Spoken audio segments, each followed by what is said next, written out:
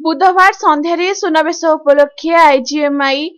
द्वारा परिचालित सेवा संगठन तरफ कॉलेज छक सामने भक्त मानू सुजी हलवा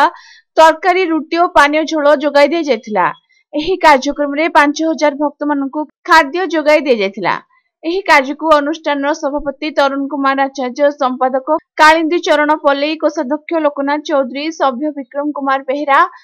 वंदना दास, विनोद बिहारी दास, प्रसन्न कुमार स्वाई, विष्णु प्रसाद साहू, विचित्रानंद परिडा, दुखीश्याम नायक, बिरंची नारायण नायक, आलोक शतपथी, प्रमोदिनी नायक, उल्लासमाला दास, प्रीतिरंजन पल्लई प्रमुख सहयोग करथिले।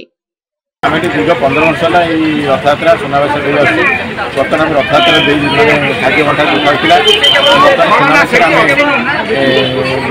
सुजिखीरी भक्तमान 5000 भक्तमान कराई बर्तमान खाऊँ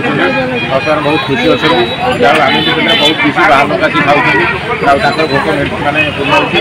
सब जगन्नाथ जय जगन्नाथ समस्त सहयोग जगन्नाथ आशीर्वाद आज आम 5000 लोक सुनावेश पवित्र सुनावेश 5000 लोक आयोजन कराई हालुआ रुटी और फलसला तरकारी आमर सब सभ्य मैंने मिसिकी अक्लांत परिश्रम कर सब कौन कर भक्त मान प्रस्तुत कर खाद्य बंटन कर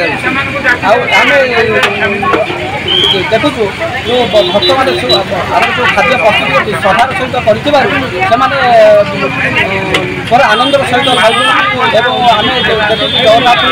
मुंडिया मारूँ ये जगन्नाथ आशीर्वाद नौ जो भक्त मैंने पुरी श्रीक्षेत्र को आसुँच जगन्नाथ महाप्रभु घंट गोड़े रखते चलापथे पुष्पवृष्टि हो अनुष्ठान आम देखुचे सेवा संयोग अनुष्ठान आउ दीर्घायु कामना करुर सभ्य मानू नहीं बहुत मान सब गोटे भाईचार आम गोटे एकत्रित गोटे भाईचार मनमालिन किसी ना कि गोटे अनुष्ठान गोटे सेवा कार्य सेवा को ओल्टे बासे जो बासनाटा आम अनुभव कर जो परिश्रम राति दिन करूँ सी परिश्रम आम किसी जना पड़े कहीं ना आम भक्त मान देखला जो मैंने जो श्रद्धालु मैंने आसुँच पुरी श्रीक्षेत्र से देखला आमर सब कष्ट परिश्रम सब दुख लाघव हो जाए कहीं आम परिश्रम किसी जना पड़े मैंने निज इच्छा निजे परिश्रम करवास कर भक्त को दौरान ठाकुर कामना कर अधिक संस्था